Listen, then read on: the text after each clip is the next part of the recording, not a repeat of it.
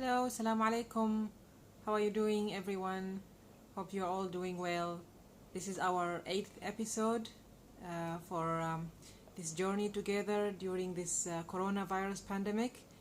I'm Hudam Nasser Al Mazroui, and I'm here today to engage with everyone and support each other during this global crisis, and to connect with each other and share our journey, our feelings, our emotions, and how can we really cope during this crisis, and how can we manage our emotions in a very efficient way.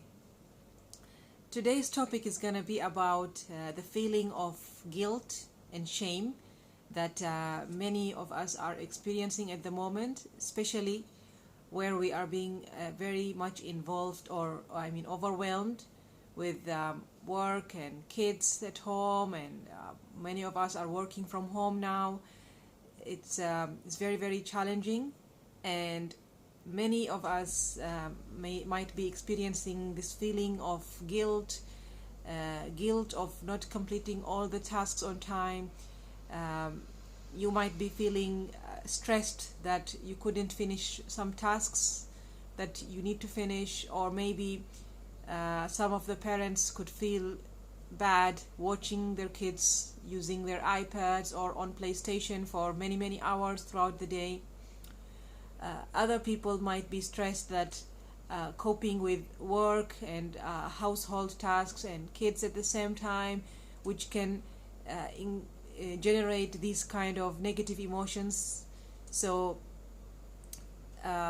this episode today is gonna just talk about this kind of feeling and how can we cope with it. I'm gonna give you my experience of how I'm going through it.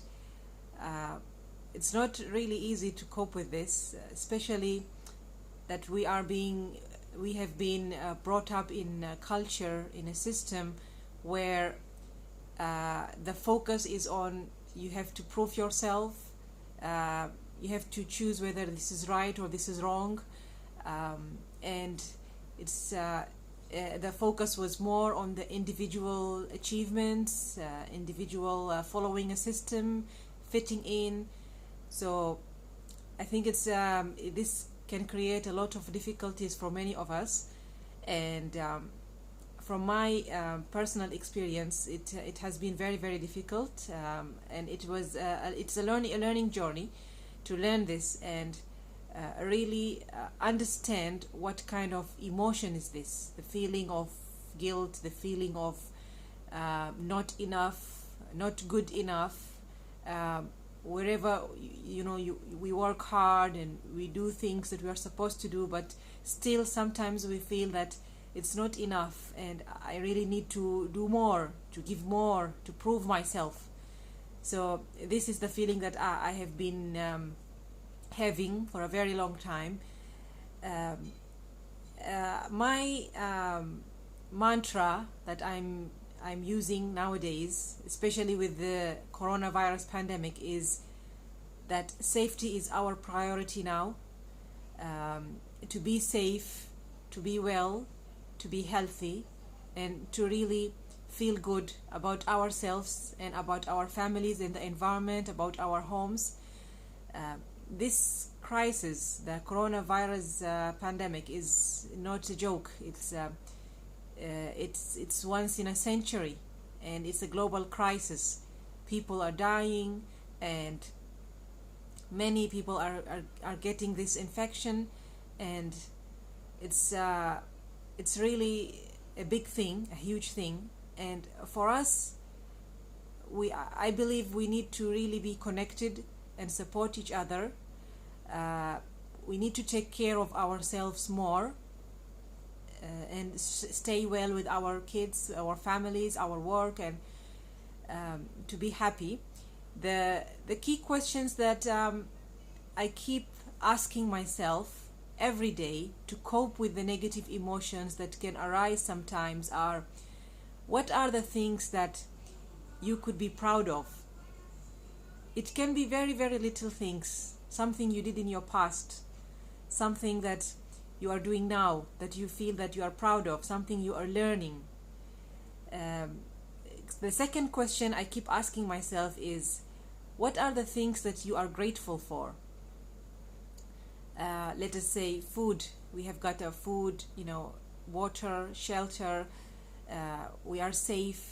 We are healthy so far, and trying to protect ourselves from this disease. And we continue to pray, and we are always trying to align ourselves with the power of God.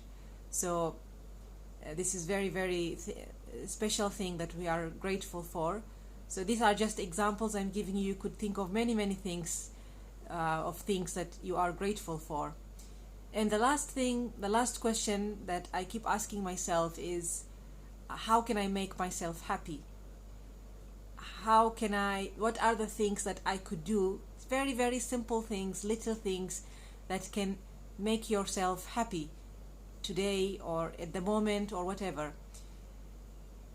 This question is, when I started asking this question, it was very, very difficult for my mind to cope, because the system that I was brought into, it was like working very, very hard, proving yourself and trying to fit in with other people's expectations. So when I started asking this question, what are the things that I can do for myself to be happy, it was weird and strange. But with practice, the mindset will gradually change, and really trying to find little small things that can make you happy. So this is our episode for today. I tried to share my personal experience and give you some tips that I personally use. I hope this can help many of you. Have a nice day, everyone. Bye.